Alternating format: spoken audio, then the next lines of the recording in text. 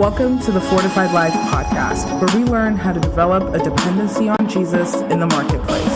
From the boardroom to the bathroom, God is with you. Here's our host, author, speaker, teacher, encourager, stewardship coach, and my husband, the man they call Mr. Fortified, Jason Davis.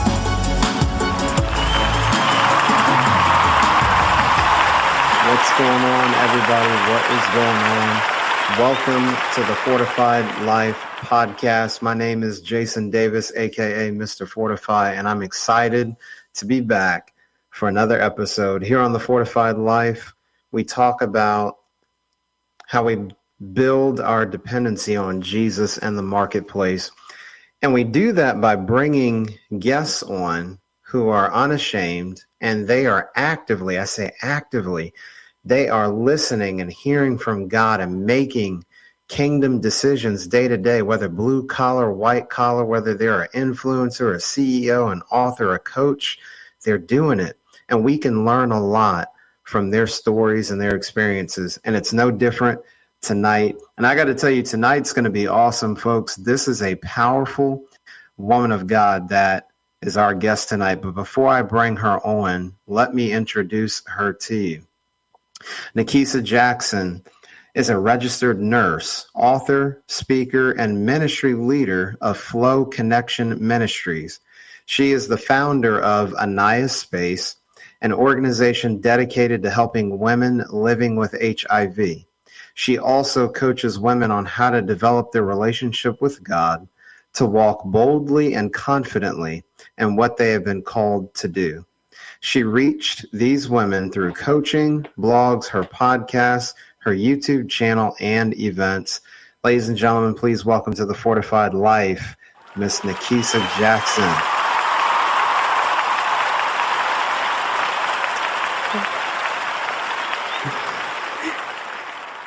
What's going on, Nakeisa? Hi, Jason. I'm so excited to be here on your podcast and to just share tonight. So I'm doing well on this Wednesday evening. How are you? I am good. I love it, Nakeisa. This has been a long time coming. Folks, you all just don't know, Nakeisa is one of my favorite people. She is a powerhouse, and prepare for some wisdom to get dropped tonight. So, Nakeisa, God has graced you to have your hand in so many different things. You know, being a registered nurse, author, a speaker, a minister, and the founder of a nonprofit. But Nakeisa, it wouldn't be right if we didn't take a trip back. One of the most powerful things about your story is your testimony. So just unpack that for us a little bit, how your testimony plays a role into everything that you do now. Yes, so I would love, that's a really great question. And just thank you for the accolades. I feel like you do a lot too. So it's always good to watch what you do, because I know, like, okay, I'm not alone in this and all the things that God has called me to do. But I will take it back to where I first started even thinking I had something to share. And so this was my first year of college. And I'm 18 years old. It's my first time being out of my parents' house, and I'm just excited. I go to school right down the street to Alabama. I'm from Georgia, originally from Atlanta, and I still live here. And I went to Alabama. I went to Tuskegee. I had a good time. It was a really new experience. But in the middle of my first year, something shifted for me. And what that was I started to not feel well maybe January. It was second semester of my first year. And I didn't feel well, and I didn't know what was going on. And, you know, we're in dorms, so I'm like, everybody's getting sick, but nobody around me was getting sick. I had like flu-like symptoms. And so people were helping take care of me, because I was the only one sick, actually. And a few months later, I went to the health department, where they test you for everything at the health department if you've never been. And I was used to getting tested and doing things like that, because that's one of the things that I was taught in sex education, was to get tested. That's all I knew. So I was comfortable getting tested, and I didn't think anything of it because I had never gotten a call before. So I'm thinking that everything is fine. There shouldn't be any issues. But I got a call back from a gentleman a couple weeks later, And he started asking me these questions. I didn't know what he was talking about. I started feeling confused. I was anxious. And I was like, what is this man talking about? Why is he call? I've never gotten these call back. And so he was like, I need you to come in as soon as possible. So that whole night, I was just like, could not go to sleep because they tested me for everything. So eventually I convinced myself that it was small and he just doing routine so I could sleep.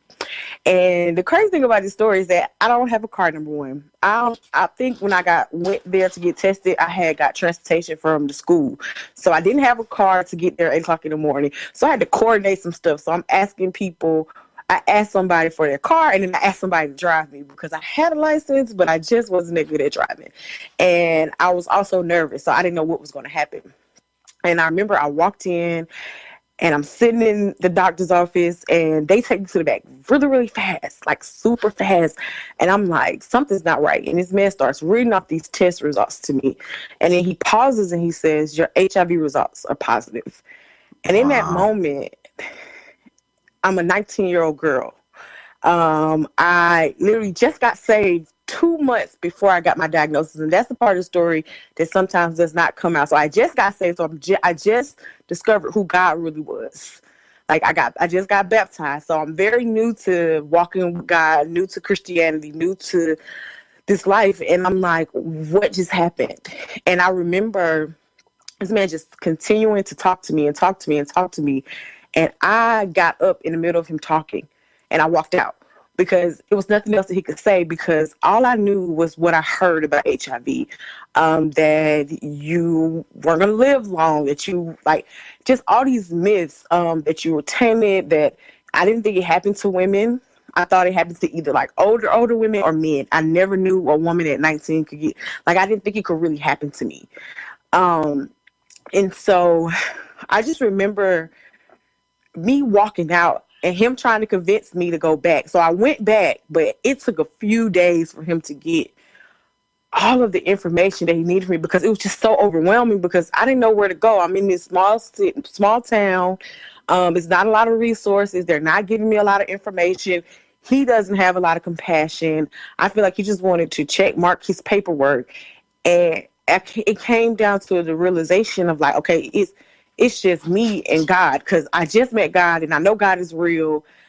And I'm like, I don't know what to do in this moment.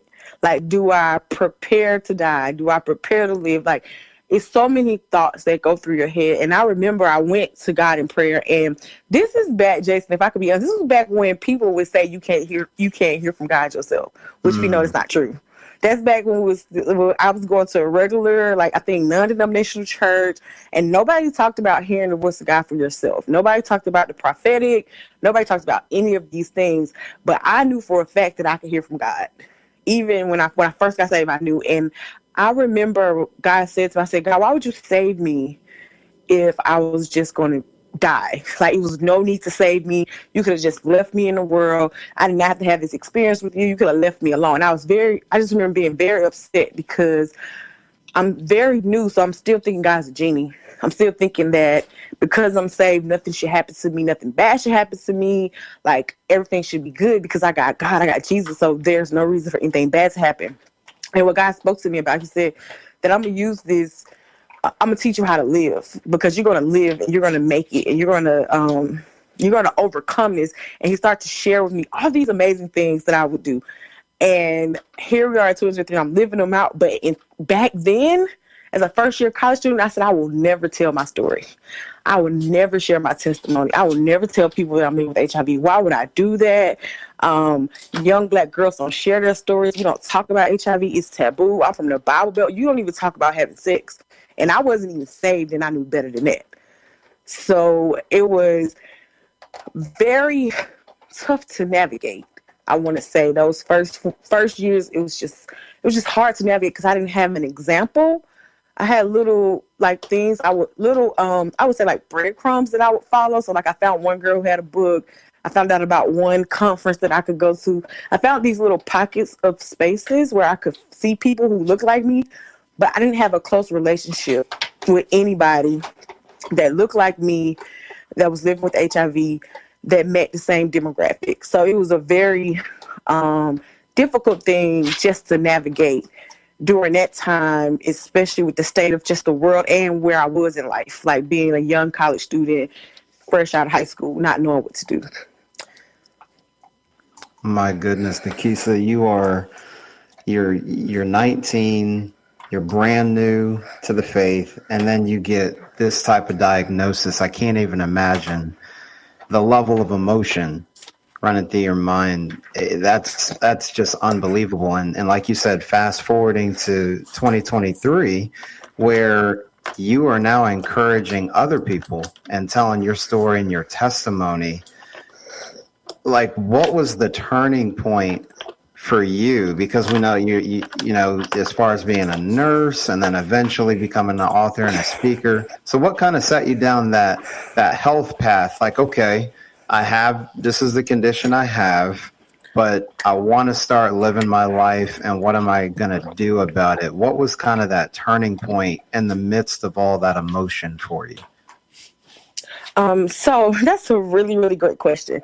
So what led me down this path of health was actually God. So once I got the realization that I was going to live, I started to all of a sudden feel like I was supposed to go to nursing school. I was in school for construction management. I wasn't thinking about being a nurse. I wasn't even considering it. And then God told me I need to transfer and come back home. Like, you need to go back home. So I ended up coming back home to Georgia State. And shout out to Georgia State Nursing School. It's one of the best nursing schools ever, okay? I just want to say that. It's one of the best nursing schools, and it's one of the hardest to get in. And so when he told me to do this, I was like, there's no way that I'm going to get into this nursing school. So I got into nursing school, and then I became a nurse. And before I got into nursing school, he told me that at some point I'm going to open a clinic. He was like, you're going to open a clinic, so you need to go to nursing school to see what the issues are, to see what it's like to be in that field, because I want you to have some knowledge. And that started off one way of me learning how God works with me, because usually he makes me go do it first before I can like outsource it and get other people to help me. So I went to nursing school. I became a nurse, and I started to see the discrepancies in healthcare. I started to see that just because you're a healthcare provider, it doesn't mean that you know how to care for people living with HIV. It doesn't mean you have compassion. It doesn't mean you understand the multifacetedness of living with HIV. Like, you may understand one part, but you don't understand the whole thing. So I started seeing all these issues, and how it wasn't the care wasn't competent care. It didn't consider a lot of things. It was just not, it just wasn't the best care that could be given from my eyesight and from what God was telling me. Then I always felt like I was always the one with the information. It was a big disconnect between the community and healthcare centers. And I was like, why don't you know what's in the community around the corner? And when I look at it in the grand scheme of things, it's because they're seeing everything, not just people living with HIV, but it's still not an excuse why there should not be some type of connection, because I would know the resources, and I would be like, well, if I wasn't here, how would they got help? Who would have went out and went the extra mile to get the resource? So I started seeing these issues, and then, I did the thing like, it's all these issues that need to be fixed. Somebody need to fix it. And I looked up, it was like 2016. And by this time I'm married. I did all these things that I thought that I couldn't do. I'm married. I got the job I want. I'm like living my best life. But I started to feel this thing in my heart. And like, something is missing. Something is going on. There's something else I'm supposed to be doing. And this is not it. Being a nurse is not it. Because, you get into the usual day-to-day life of how you live in your life. And it's just like one day something goes off. And what happened was my friend started her ministry, and she was telling me, she was writing her book and all stuff, and I was kind of inspired. I said, oh, that's so great. I'm proud of what God's doing for you. I'm still not ready. Like, in my mind, I wasn't ready. But what was happening was God started to show me, like, you're helping all these people in private. You're helping people at your job. You're helping, like, if people would come to me who knew I had HIV, if they would come in my personal life and ask for help, I would give them assistance. He was like, you're doing all of these things. But there are more people that you're supposed to help. And I was like, I can't help all those people. And I ended up taking this class, and they told us, you need to do a passion project. And I was like, oh, what can I do? And then I was like, I'm going to start a business. I was like, I'm going to start a t-shirt business. I'm going to write a blog. I had all of these ideas. And I sat down with a business coach, and he was like, the idea you need to run with is you need to tell your story about living with HIV. And I was like, I don't want to do that. And I just kept saying, I don't want to do it. I kept saying, I don't want to do that. I don't want to do that.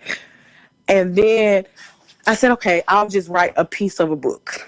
So I wrote the basic testimony of going into the doctor's office. And one person was like, "You're a great storyteller." And I promise you, I just ran with it and I wrote the book. Wow. My goodness. And that's actually a perfect segue, Nakeisa, because I was going to get into that. So I believe it's A Lover's Journey, the name of that. And just talk about, I know you were hesitant at first, but what is the book about, and what do you want readers, and yes, readers are leaders, but what do you want the readers to know most about this publication? Okay, so I have two books. So my second book is A Lover's Journey that I just released. And I would say that while that's not the book with my direct testimony, my direct testimony is a book I wrote called Life After HIV Removing the Mask. I think A Lover's Journey is a good book to talk about because it encompasses that testimony.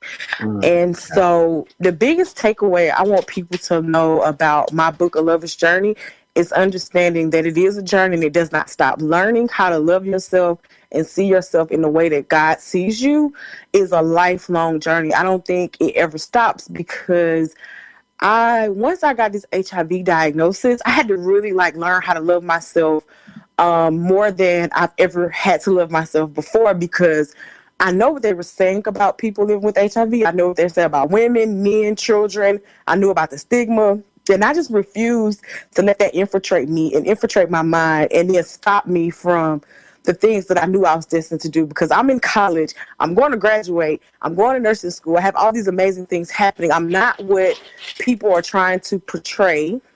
Right? I'm not any of those things as far as what they're saying in the media, what people are saying that don't know me, who just got myths about HIV.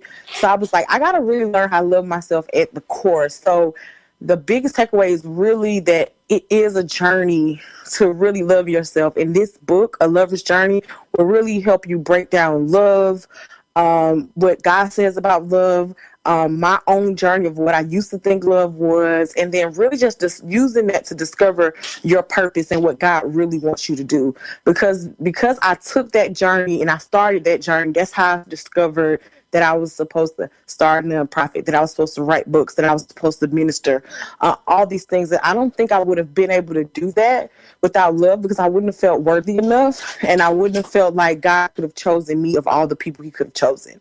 So that would be my biggest takeaway from that book.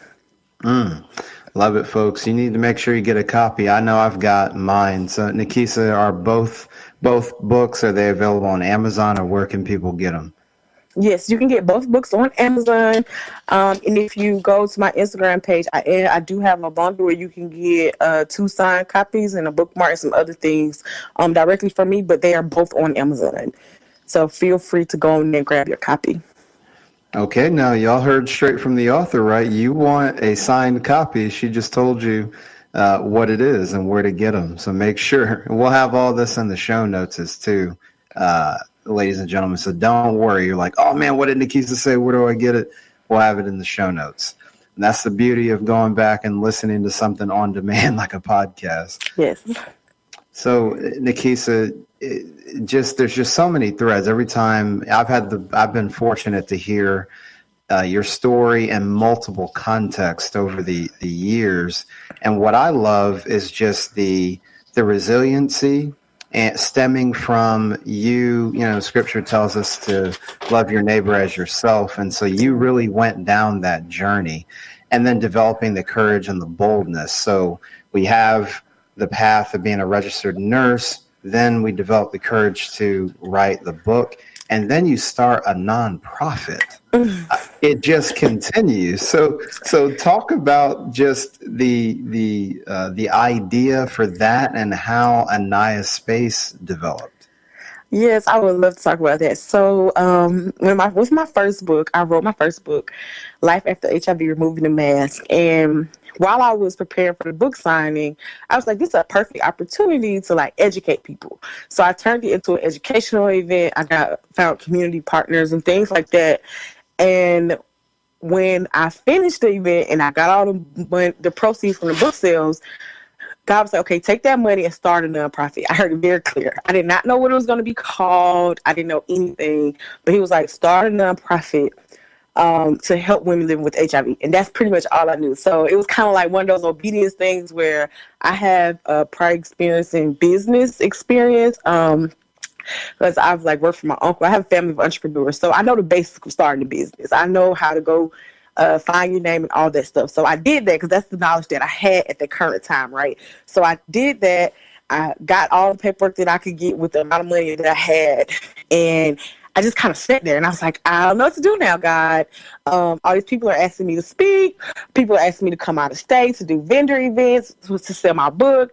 And actually, I think I'm good with just writing the book. So what I'm going to do is I got this nonprofit like you told me to, but I'm going to sit it down, right? I'm going to sit it down because I don't know what I'm doing. And I don't want to look like a fool. I don't want to embarrass myself. And wasn't the book enough? And I was like, the book wasn't enough. It was just the start. You sharing your story about HIV wasn't even enough. Like, it's time for you to take this to the next level. So I said, well, God, like, what am I supposed to do with this? And he was like, he really reminded me of my life experience, what I went through when I was diagnosed, of having to navigate things by myself. I had to navigate the healthcare system by myself. Like, it was a lot of things I had to navigate by myself, a lot of education I did on my own that I did not know prior to my diagnosis because I needed to find out the truth about HIV. I had all of these resources, and because I'm the type of person that when she needs something, she's going to go find it. I had made all these partnerships in the community. So I started finding places. I started finding these women that were living with HIV. And because I shared my story so publicly, which I don't think I mentioned, before I put out a book, I shared my story on YouTube. My inbox started flooding with women. Like women from different countries, different states, different areas, women that looked like me, women that didn't look like me.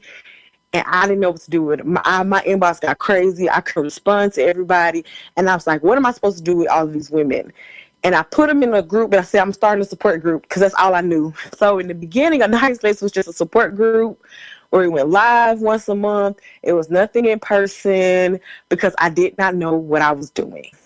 And God just began to tell me that the purpose of the organization is really to provide holistic care services, meaning we don't just look at if your physical health is okay. We want to look at your emotional health, your mental health. We want to look at if you have housing, do you have food to eat, things like that, because there are so many factors that stems around having an HIV diagnosis.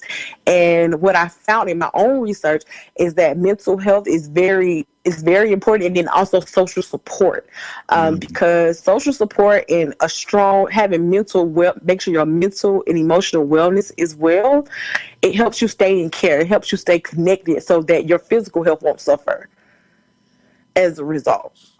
So once I discovered that, I just took all that together, and of course with my nursing knowledge, to build out this social welfare kind of organization that's now moving towards getting a building, being able to build out the actual clinic part that God told me about well over 10 years ago when I was first diagnosed.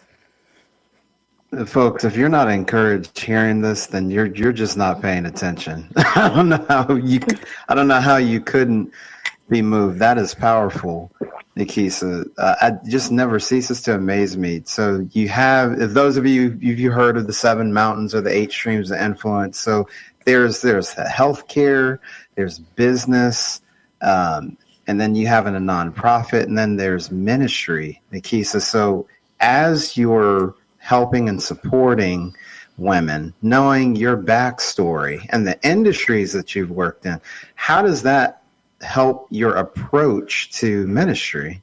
Oh yes, I love this question. Now this is my area. I know you're probably listening like, oh, this girl talks about this. Now ministry, that's like my best friend. That's my baby. So what I found out about me in ministry is that what was happening is whenever I would speak, when the words would come out of my mouth, God would come out of my mouth because I had a relationship with God. So scripture would fall out of my mouth. And next thing I know, I'm dropping wisdom. Did not know it. Next thing I'm ministering to people or I'm talking to people, and people are like, how do you know that? And how did you know I was dealing with that? And I'm like, I don't know how I know that, but I'm just telling you what I think is coming from my knowledge base.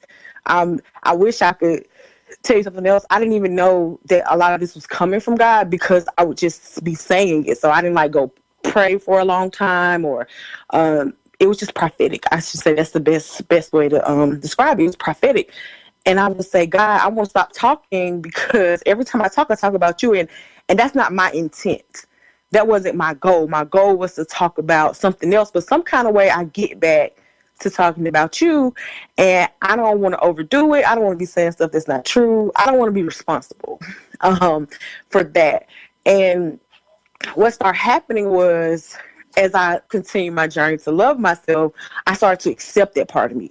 And I started to say, well, this is who I am. Like, I need to accept that this is who I am.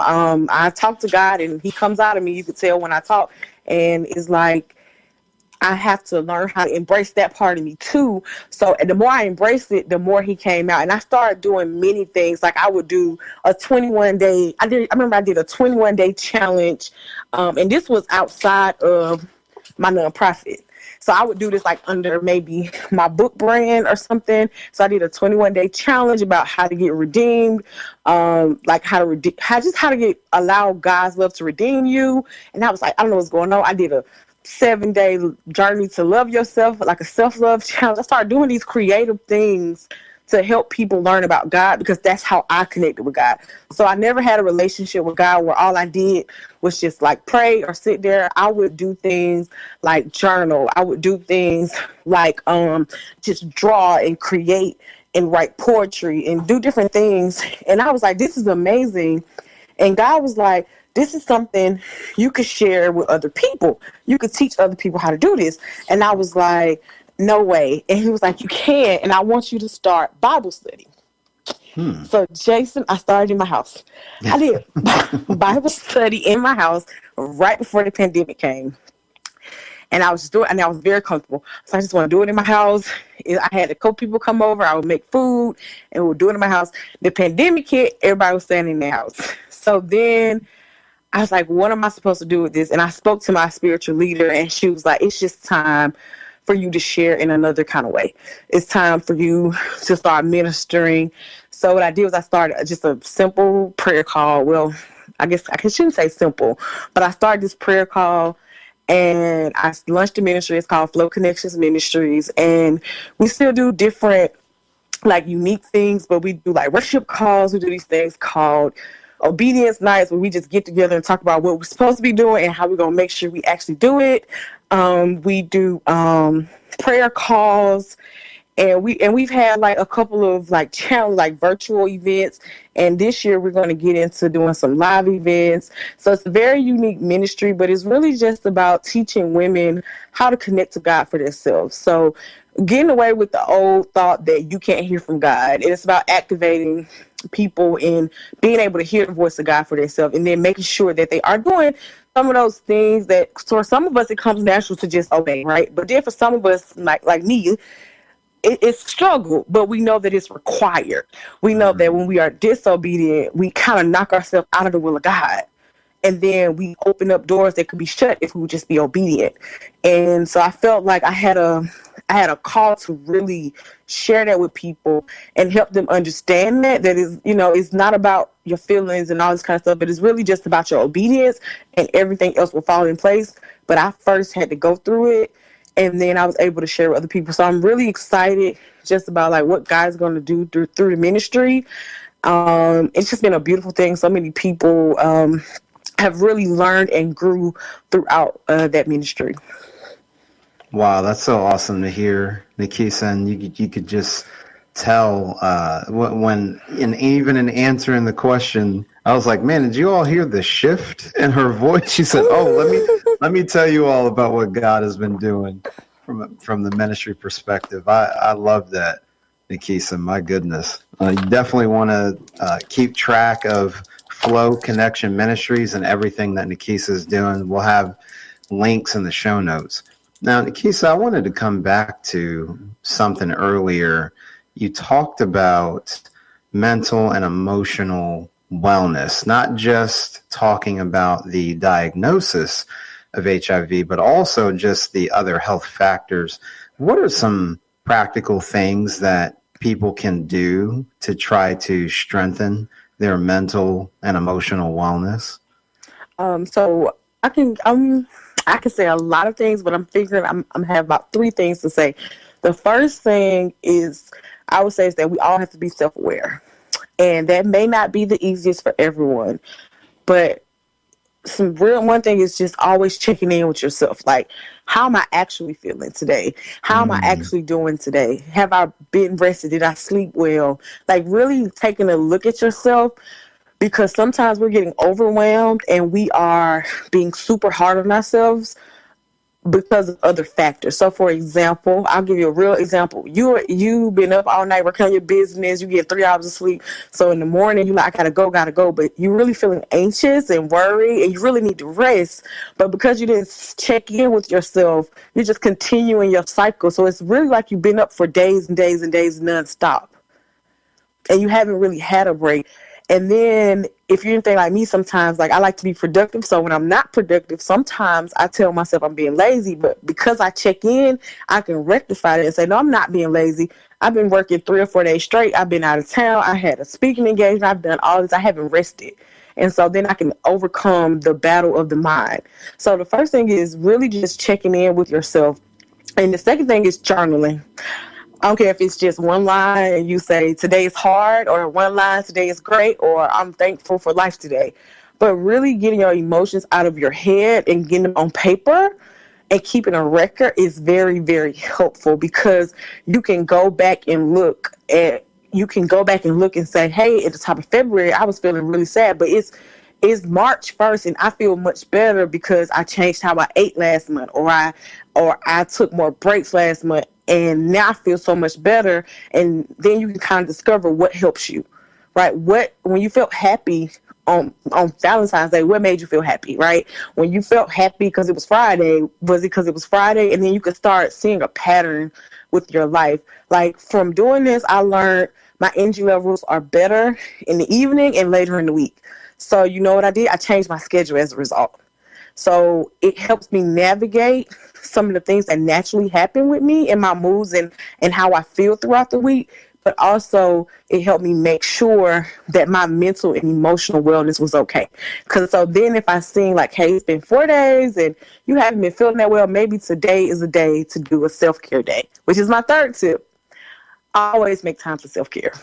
Like, I don't care if you just need a day where you sleep all day and eat popcorn and watch TV. Because, like, do not let your finances, your friends, your family members, no one around you stop you from having a self-care day. At least, and that's the bare minimum, once a month.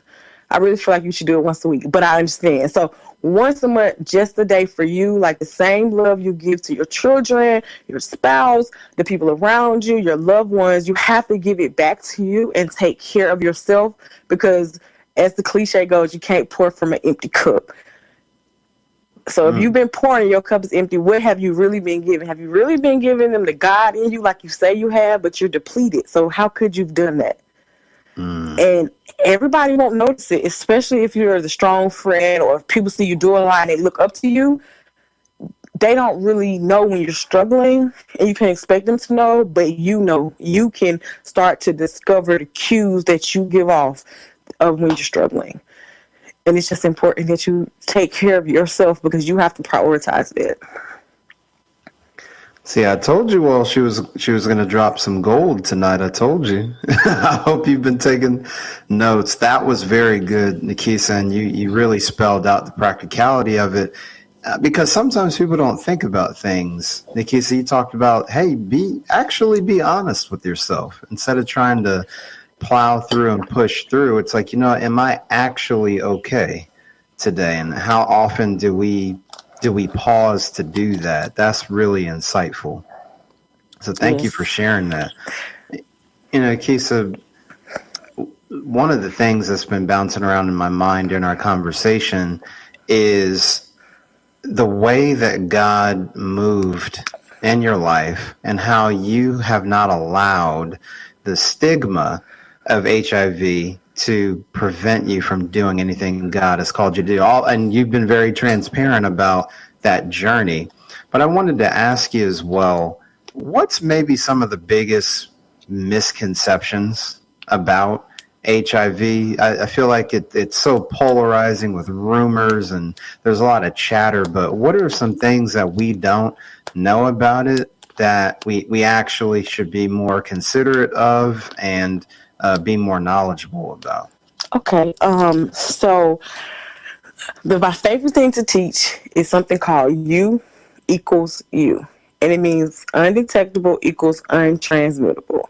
So the biggest misconception that people have is that when you have an HIV diagnosis, naturally you're gonna you can transmit it, you can give it to your children, and all these things. But with proper care and treatment, you actually are unable to transmit HIV via sex, and also to your children. So you can have HIV negative babies, HIV negative partners. And so that's a very important point that I like to share. And this has a group of people living with HIV started to really mobilize this movement around 2015 or 16. They started to really share about it and speak out loud about it because it had been around for a while, but it had not been publicized. So it took a lot of HIV advocates coming forward and starting these campaigns to share about that. So that's the first thing I want to share, that's the biggest misconception. So you can go on and have children, and it doesn't really, if you don't allow it to, it won't stop what God has for you, right? And another, I think, misconception is always about how HIV is transmitted. So I'm just going to wrap this in a nutshell. It's important that you get educated. Like, go learn the fact you can't get it from shaking hands, sweat, hugging, sharing eating utensils and things like that. That is not a route of transmission for HIV. So you got to really educate yourself, because education will kill stigma, and it does not matter where you sit.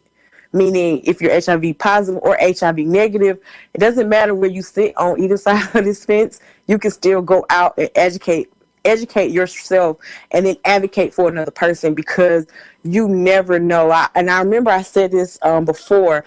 It could be someone in your life right now that's living with HIV but has not shared with you because of your own biases and how you are and your rigidness, right? And not being open-minded. And this person probably really would want to tell you, but when we aren't seeing someone who's open-minded and caring, it could be really hard to disclose information. And one thing I do know about HIV is that being in isolation is not it's not an ideal situation. So we have to make sure that we as a people as a whole are willing to educate ourselves, because you never know. HIV doesn't have a face. It does not discriminate. It can happen to anyone. And it's important that we as a people all combine together to really combat stigma, so we don't have these misconceptions and lies that happened, that were going on way back in the 80s and early 90s, that we've learned so much information in 40 years, because it's been like over 40 years now, and we have so much information, and it is amazing the things that they have found. And if we don't educate ourselves, we're still going to be stuck even in 2023 when it's 2036. And so stuff is changing every day, and you just have to be willing to do the research, get educated, and participate in advocating. That's good, Nakeisa. I appreciate you breaking that down for us, because there has been a lot of breakthroughs. So I love that. Education helps kill the rumors, and then there's just the empathy part, like just, your fellow brothers and sisters and friends, just be there and love one another. So I love what you were saying there. Nakeisa, you have so much going on because God has graced you to be able to handle it. And I know you've questioned, oh man, Lord, you want me to do this and do that. I share that sentiment with you at times. But Nakeisa, what would you say you're most excited about for this upcoming year in 2023? And this is going to be something that I've kind of shared and teased a little bit on my Instagram, but I haven't actually shared. So I'm excited to share it here, because I finally finished my step 1 in obedience to this. But what I'm most excited about this year is just creating content and producing content.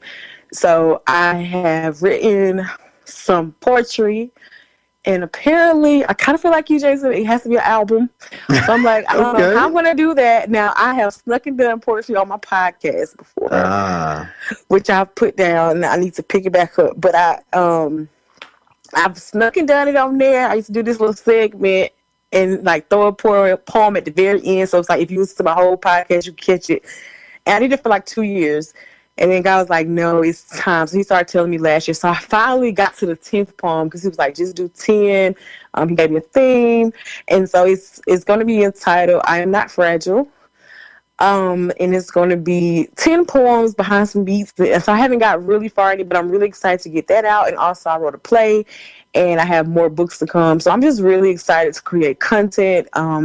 It's just the next step. God's been telling me for a couple years that I'm just going to be a content creator because I would get frustrated in my own gifts of writing because I used to feel like I just write everything. Like, why do I keep writing all these books and they ain't out yet? Why I keep writing all this stuff? It's not out yet. Why I'm creating all these things? And God was like, this is the year to produce a lot of things I created in years before. So that's what I'm most excited about, just to create, and most excited about the poetry album because it's something new. I've never produced music before, so or portrait music and behind it. So I'm excited about it.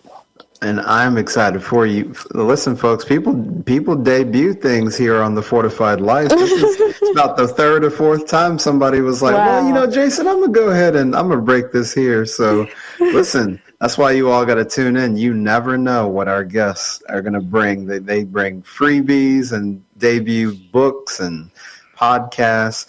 I love that, Nakeisa. And I know I'm looking forward to your poetry as well as some of the other plays and things you're going to write. And I will definitely be praying for you. It reminds me, Nakeisa, because about 1.5 years ago, I did my first song as well. And it was some spoken word and poetry. So I remember I share that with you. I'm like, Lord, I don't know. But when he gives it to you, he gives it to you. Yes. Well, Nakeisa, we are out of time, and I have thoroughly enjoyed this conversation. And I know that anybody listening, you all need to go back and listen to this on demand when we get it posted. But Nakeisa, where can people reach out to you? How can listeners connect to everything that you're doing?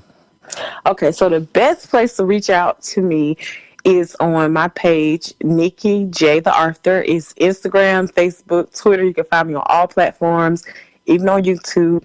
And then you can get connected to the rest of my pages. So if you want to get connected to the ministry, if you need support groups, I'll definitely get you that link. It's aniyahspace.org, and that's where you can find out more about how to give and how to connect with us and support the work that we're doing. But Nikki J. the Author is the best way to find me on social media. It's just the easiest. And that's Nikki, the letter J, the Author. So that's the best place to find me. All right. Well, folks, you know where to find her now. So that means when she releases her plays and poetry, it's time to go support. I know that I will. But Nakeisa, just greatly appreciate you coming on the Fortified Life here tonight. Thank you so much, Jason, for having me.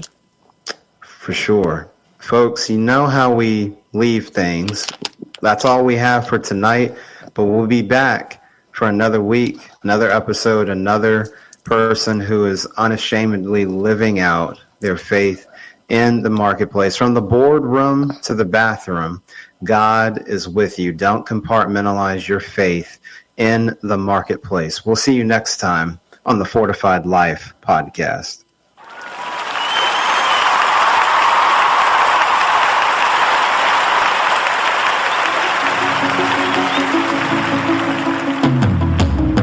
Thank you for listening to the Fortified Life podcast.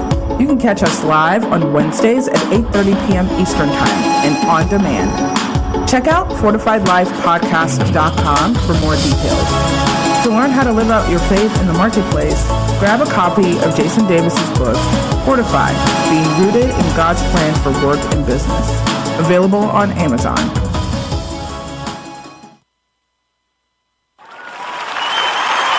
You're listening to Your Slide Worldwide Podcast. You've decided to move and picked the neighborhood you prefer, but how much home can you afford? Which loan term is best? Start by contacting an Arundel Federal Savings Bank loan officer to get the numbers you need and a pre-qualification letter to present to your realtor. No cost to you. Whether building or buying, Arundel Federal wants to be the local community bank that you trust and think of for your home mortgage. Contact us today at arundelfederal.com. A pre-qualification is not a loan approval or commitment to make a loan. Additional terms and conditions apply. Member FDIC and equal housing lender at MLS number 671636. Everyone loves TV Dad. On the next TV Dad, presented by Progressive, TV Dad explains becoming a man.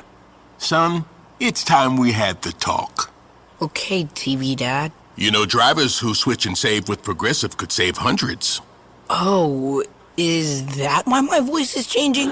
That's a question for your health teacher. Listen to your TV Dad. Drivers who switch and save with Progressive could save hundreds. Progressive Casualty Insurance Company and affiliates. Potential savings will vary.